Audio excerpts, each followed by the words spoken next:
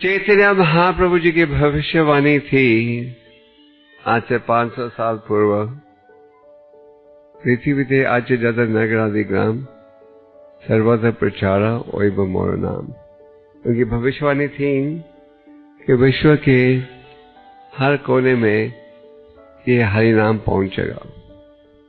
ठाकुर भक्तिनोद जी जिन्हें चैतन्य महाप्रभु जी की दिव्य शक्ति माना जाता है, उनकी भविष्यवाणी थी कि बहुत ही जल्द एक प्रसिद्ध सेनापति प्रकट होगा जो कि कृष्ण भक्ति को पहुंचाएगा विश्व के हर कोने में। तो महाप्रभु जी की भविष्यवाणी थी और ठाकुर भक्तिनोद जी की। पर 1935, 40, 50 तक कृष्ण भक्ति भारत के बाहर नहीं पहुंची थी। कई गौड़िया सन्यासी ने मुझे कहा है कि वो सोच रहे थे कि चैतन्य महाप्रभु जी की भविष्यवाणी तो है, पर कलियुग इतनी तेजी से बीत रहा है कि ये संभव नहीं होगी। भक्ति सिद्धांत जी ने भी अपने 2-3 सन्यासियों को भेजा था इंग्लैंड में, जर्मनी में कृष्ण भक्ति की स्थापना के लिए, पर ज्यादा सफलता के बिना वो भारत लौट गए थे। तो गौड़िया वैष्णव सोच रहे थे कि महाप्रभु जी की भविष्यवाणी सत्य नहीं निकलेगी, पर भक्ति सिद्धांत जी को पूरा विश्वास था कि निकलेगी। इसीलिए बिल्कुल पहली मुलाकात में 1922 में भक्ति सिद्धांत जी ने यह आदेश दिया था कि तुम ले जाओ चैतन्य महाप्रभु जी के संदेश को विश्व के हर कोने में। तो जैसे आप जानते हो, प्रभुपाद जी को अत्यंत संघर्ष करना पड़ा। खास करके आपके दिल्ली शहर से प्रभुपाद जी का बड़ा गहरा संबंध था, क्योंकि दिल्ली भारत की राजधानी थी और प्रभुपाद जी जब वृंदावन में राधा दामोदर मंदिर में निवास कर रहे थे तो बकायदा वृंदावन से दिल्ली आते थे अपने ग्रंथों को प्रकाशित करने के लिए, धन इकट्ठा करने के लिए और फिर इन ग्रंथों का वितरण करने के लिए भी। तो प्रभुपाद जी को पूरा विश्वास था कि अगर हम प्रयास करेंगे तो महाप्रभु जी की भविष्यवाणी सत्य निकलेगी। 10 दिन पहले हम लोग ने शायद 1 हफ्ते 10 दिन पहले जिस दिन रूपा गोस्वामी जी का तिरुभाव दिवस था, वो दिन था जबकि प्रभुपाद जी भारत से गए थे अमेरिका के लिए जलदूता जहाज के द्वारा। तो लीलामृता में आप पढ़ते हो कि एक मिस्टर भट्टाचार्य संगीतकार थे जिनको प्रभुपाद जी एक समय मिले थे लखनऊ में, जब प्रभुपाद जी राजभवन में कार्यक्रम करने के लिए गए थे।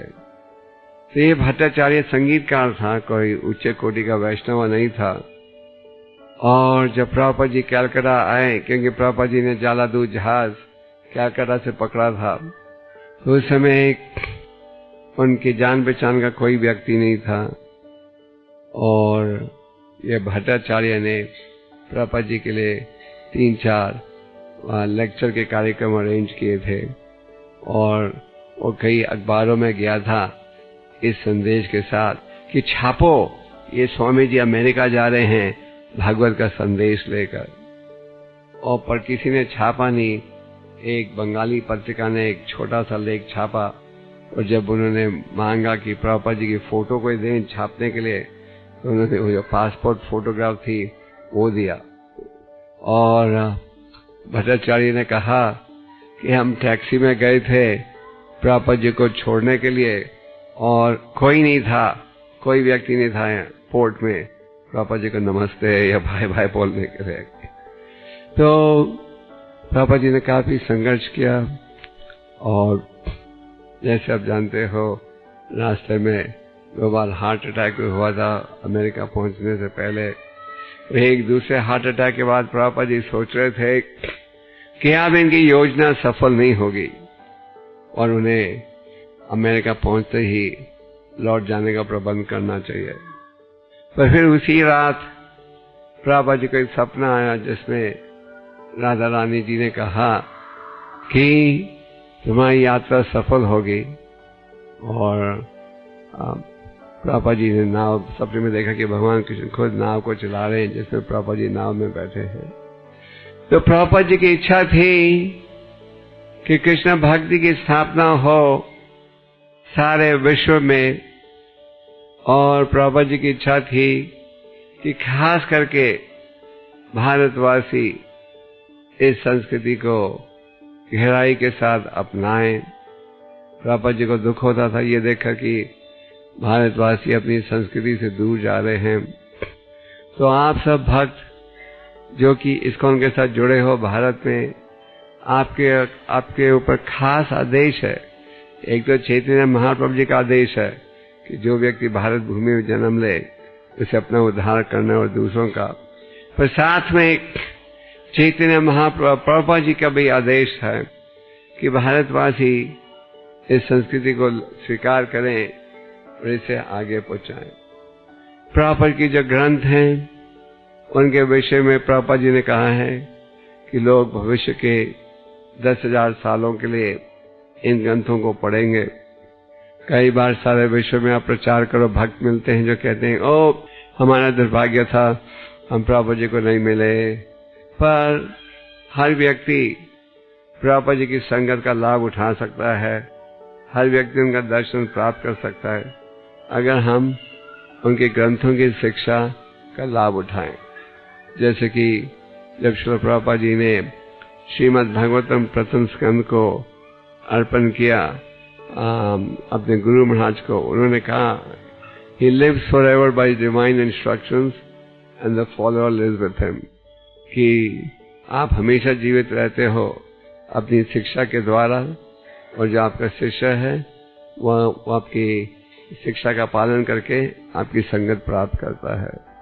तो हमारा सिद्धांत वृत्विक सिद्धांत नहीं है, पर जब भी हर व्यक्ति प्रभुपाद जी की शिक्षा, उनकी संगत, उनकी कृपा को आज भी प्राप्त कर सकता है अगर वो श्रद्धा से उनकी शिक्षा के आधार पर चले। प्रभुपाद जी चाहते थे कि संस्था के भक्त उनके ग्रंथों का अध्ययन करें। प्रभुपाद जी चाहते थे कि इस संस्था के भक्त उनके ग्रंथों का अध्ययन करें। प्रभुपाद जी की इच्छा थी कि उनके ग्रंथों का वितरण हो इस भावना के साथ कि लोग इन ग्रंथों को पढ़ेंगे और फिर अपने जीवन को सुधारेंगे। तो प्रभुपाद जी की कृपा से प्रचार बढ़ रहा है। जब प्रभुपाद जी अप्रकट हुए थे आज से लगभग इस साल से 30 साल पूर्व, नवंबर 1977 में प्रभुपाद जी अप्रकट हुए थे। और जब प्रभुपाद जी जिस समय अप्रकट हुए थे उस वक्त इस्कॉन के शायद 140 या 150 150 मंदिर थे। पर प्रभुपाद जी की कृपा से कि उनके शिष्य, उनके प्रतिनिधि उनकी शिक्षा के आधार पर चल रहे हैं, तो आस्ते आस्ते कृष्ण भक्ति का प्रचार बढ़ रहा है, खास करके भारत में। और हमारा प्रयास रहना चाहिए कि हम उस प्रकार का आचरण रखें जिसके द्वारा प्रभुपाद और इस्कॉन की शोभा बढ़े। लोग ये उम्मीद करते हैं कि इस्कॉन में कुछ खास स्टैंडर्ड होगा, सफाई का स्टैंडर्ड, ठाकुर सेवा का स्टैंडर्ड, कीर्तन का स्टैंडर्ड, भक्तों के आचरण का स्टैंडर्ड, प्रचार का स्टैंडर्ड। तो हम सबको इस स्टैंडर्ड में आकर अपना कार्य करना चाहिए। जैसे दूसरे भक्तों ने कहा है कि हमें ईर्ष्या द्वेष से बचना है। कई भक्तों ने कहा कि किस प्रकार हमें अच्छी साधना रखनी चाहिए। जैसे प्रभुपाद जी ने कहा प्योरिटी इज द फोर्स, और प्योरिटी की प्राप्ति हो सकती है अच्छी साधना के द्वारा। तो आप सबसे यही निवेदन है कि आप प्रभुपाद जी की शिक्षा के आधार पर चलने का प्रयास करो। प्रभुपाद जी ने ये स्थापित किया है कि आज इस आधुनिक युग में भी इस कृष्ण भक्ति का उपयोग कर सकते हो। तो ये आपसे निवेदन है। प्रभुपाद जी एक ऐसे संत थे जो कि प्रकट हुए थे चैतन्य महाप्रभु जी की भविष्यवाणी को सत्य बनाने के लिए। प्रभुपाद जी वो सेनापति थे जिनके विषय में भक्तिविनोद ठाकुर जी ने हमें सूचना दी थी। और प्रभुपाद जी की महिमा दिन पर दिन एक रूप से बढ़ते जा रही है। आज आप विश्व के किसी कोने में भी जाओ और किसी से पूछो आपने भक्तिनंद स्वामी या प्रभुपाद जी का नाम सुना है, तो आपको लोग कहेंगे हाँ। कई साल पहले मैं न्यूयॉर्क की गली में चल रहा था, तो एक ब्लैक काला व्यक्ति आया, भागा भागा, कहने लगा आई नो प्रभुपाद। मैंने पूछा कैसे? उसने कहा कि मैंने उनकी किताब पढ़ी थी अफ्रीका में। तो आप सबसे यही निवेदन है कि प्रभुपाद जी की शिक्षा के आधार पर चलिए। प्रभुपाद जी ने लगभग हर प्रश्न का उत्तर दिया है इन ग्रंथों में। कई बार हमारे भक्त सोचते हैं कि प्रभुपाद जी के ग्रंथ बड़े एलिमेंट्री हैं, हमें कोई खास एडवांस रासा की आवश्यकता है। मेरे ख्याल से प्रभुपाद जी ने हमें संदेश दिया है जितना हमें चाहिए भगवत धाम लौटने के लिए। प्रभुपाद जी ने कहा कि this books are enough for the next 10,000 years, और हमें श्रद्धा से इन ग्रंथों को पढ़ना चाहिए और इस शिक्षा को अपनाना चाहिए अपने जीवन को सफल बनाने के लिए। श्री प्रभुपाद की हरे Krishna.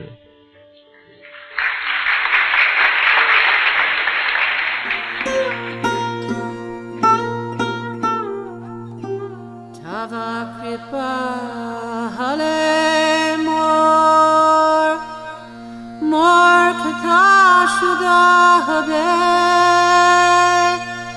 shuniha sabara shoka duka jai guji bhe na chao prabhu na chao se mate